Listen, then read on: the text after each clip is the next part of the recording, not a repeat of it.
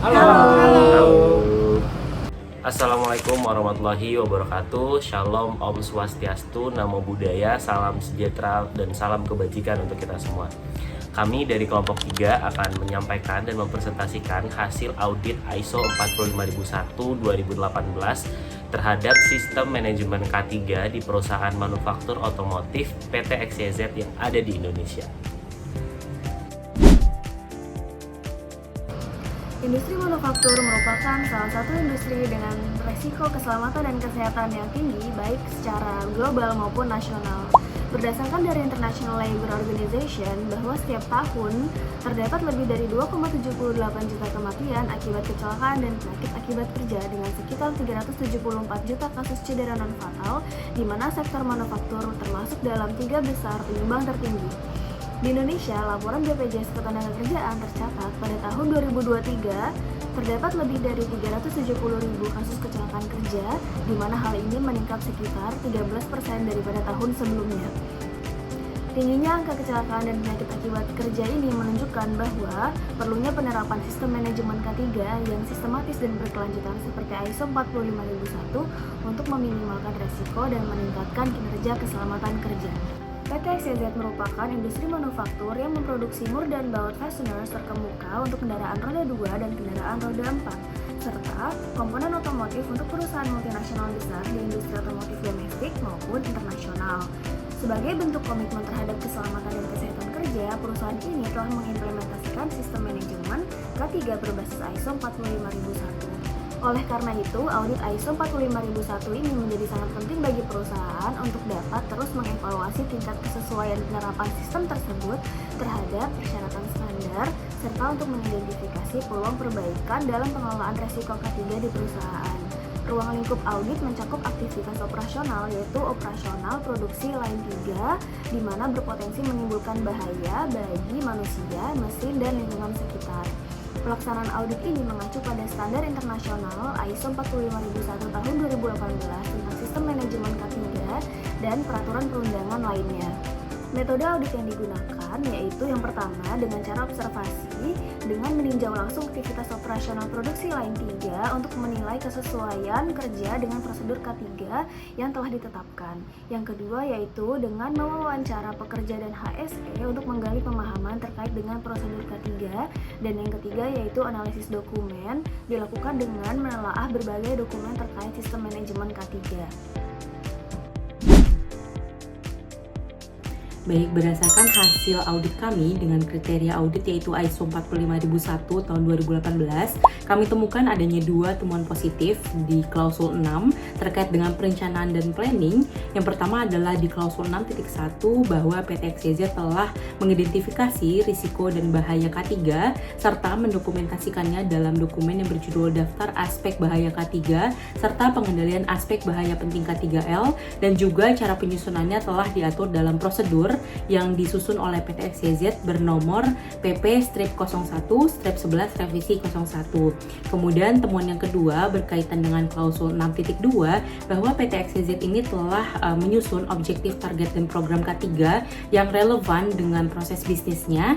Kemudian OTP ini dapat terukur capaiannya dan dimonitoring secara berkala oleh PT XYZ.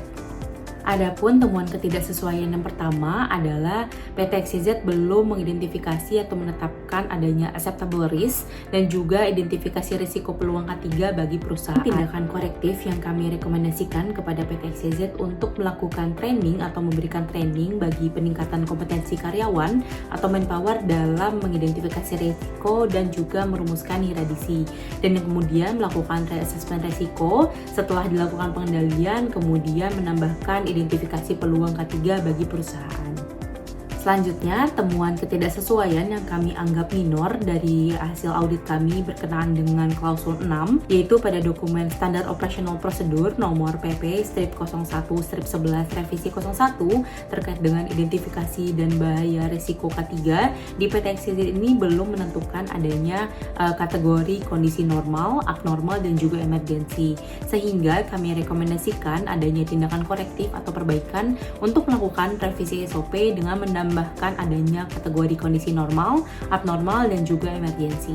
Selanjutnya, yang ketiga, ketemuan ketidaksesuaian minor yang kami identifikasi adalah dokumen objektif target dan program yang tadi telah disusun oleh PT XYZ ini belum relevan dengan daftar risiko yang disusun dalam daftar aspek bahaya K3 serta pengendalian aspek bahaya penting K3L yang mana telah didokumentasikan oleh PT XYZ.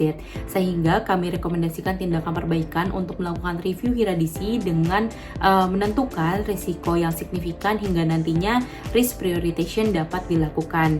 Kemudian penyusunan OTP ini harus dilakukan oleh PT XYZ dengan berbasis pada risiko yang ada pada lingkungan operasional PT XYZ.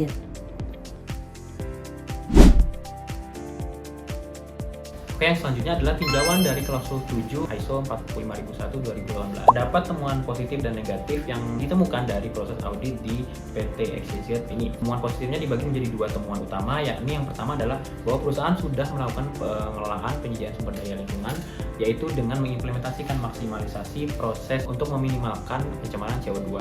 Yang kedua adalah temuan bahwa perusahaan telah mengimplementasi dokumen-dokumen yang terdokumentasi secara baik.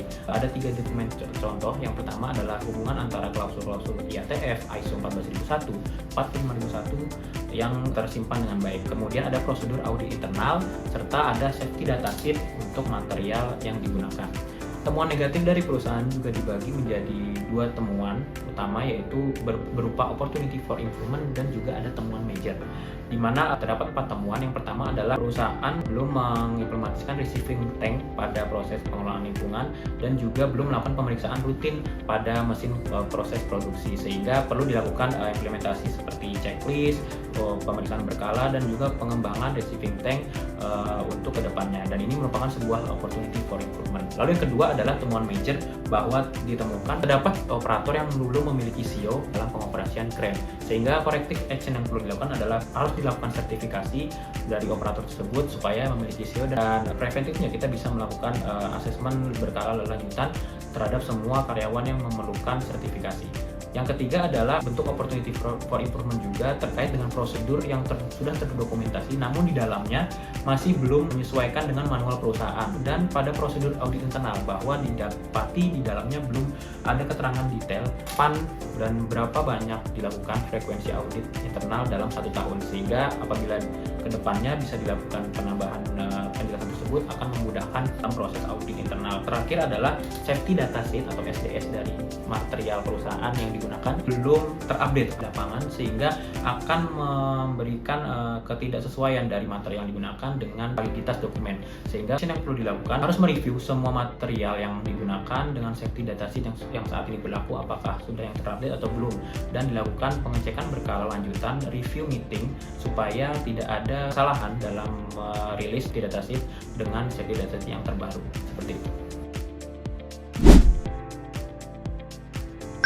Selanjutnya, klausul 8 terkait operasional, di mana kami mengkategorisasikan temuan menjadi temuan positif dan temuan negatif.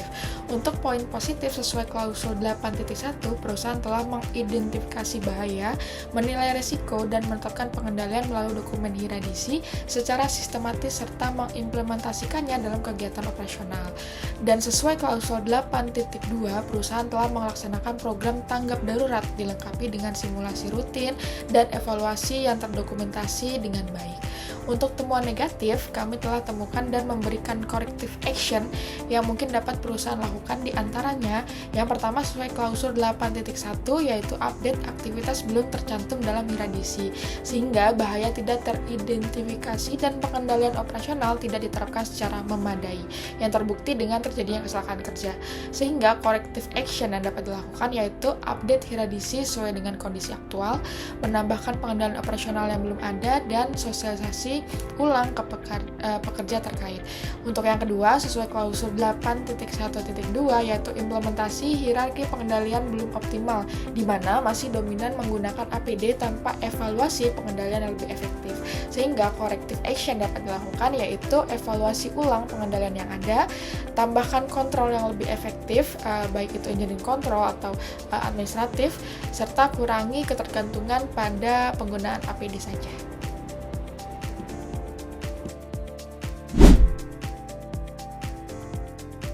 Klausul 9 tentang performance evaluation.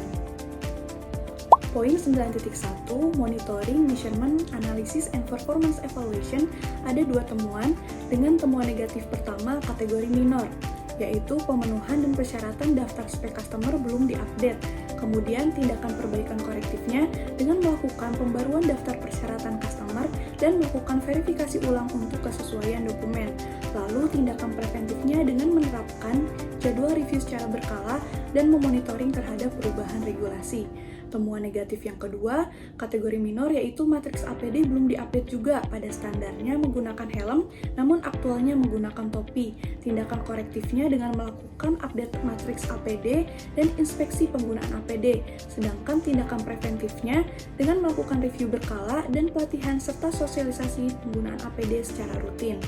Poin 9.1 tentang audit internal, dengan temuan positif 21 temuan audit internal yang sudah dilakukan berstatus close dan opportunity for improvement-nya dengan membuat program dan jadwal audit internal selama 3 tahun sesuai masa berlaku ISO. Poin 9.3 tentang manajemen review, dengan temuan negatif kategori minor, notulensi rapat tinjauan manajemen masih belum mencakup 7 poin yang harus dipertimbangkan dalam ISO 45001. Kemudian tindakan korektifnya dengan melengkapi notulensi sesuai 7 poin ISO 45001, serta tindakan preventifnya dengan membuat checklist dan menerapkan prosedur untuk dokumentasi rapat.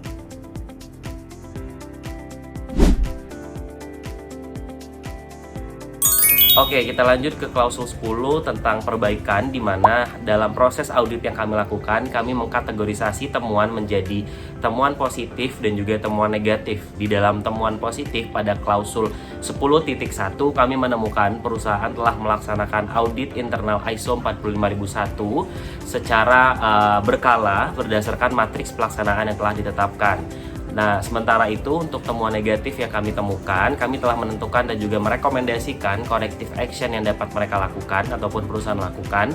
Di antaranya yang pertama, perusahaan belum dapat melaksanakan rapat tinjauan manajemen, sehingga corrective action yang dapat dilakukan, perusahaan dapat menunjuk ataupun menentukan fungsi atau departemen yang dapat dedicated dalam menyelenggarakan ISO secara menyeluruh ke seluruh sektor operasional perusahaan. Untuk temuan negatif yang kedua, kami menemukan perusahaan belum dapat menginventarisasi kepatuhan regulasi terhadap sistem manajemen K3. Maka dari itu, corrective action yang dapat dilakukan, perusahaan dapat melakukan inventaris melalui form pemenuhan ataupun kepatuhan regulasi dari sistem manajemen K3 itu sendiri. Dan yang terakhir, perusahaan tidak dapat melakukan investigasi insiden dan mendapatkan data ataupun rekapitulasi dari kecelakaan kerja maupun penyakit akibat kerja. Oleh karena itu, corrective action yang dapat kami rekomendasikan yaitu perusahaan dapat menyusun form ketidakpatuhan atau form insiden dari ketidaksesuaian terhadap sebuah sistem manajemen K3 perusahaan, dan juga dapat meningkatkan kompetensi dari HSE di perusahaan tersebut terkait investigasi insiden ataupun investigasi kecelakaan dan penyakit akibat kerja.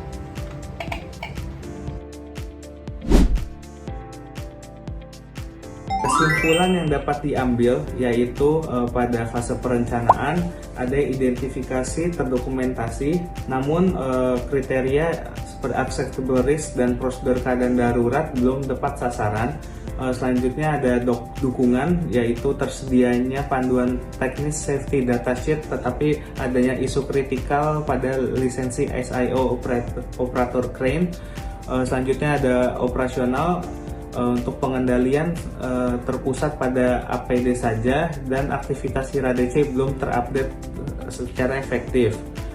Untuk evaluasi, adanya spek yang customer yang kadaluarsa dan catatan rapat belum memenuhi 7 poin ISO. Untuk peningkatan, belum signifikannya kepatuhan monitoring dalam menganalisis kecelakaan akibat kerja dan penyakit akibat kerja. Untuk rekomendasi secara umum yang diberikan adalah menerapkan PDCA, edukasi K3, penguatan hierarki pengendalian HIRA-DC seperti substitusi dan administrasi, dan memperkuat komitmen kebijakan K3. Demikian presentasi dari kelompok 3, lebih dan kurang kami mohon maaf. Terima kasih atas segala perhatian dan mohon maaf apabila ada kesalahan dalam penyampaian. Wabillahi taufik wal hidayah. Wassalamualaikum warahmatullahi wabarakatuh. Shalom, santi Om.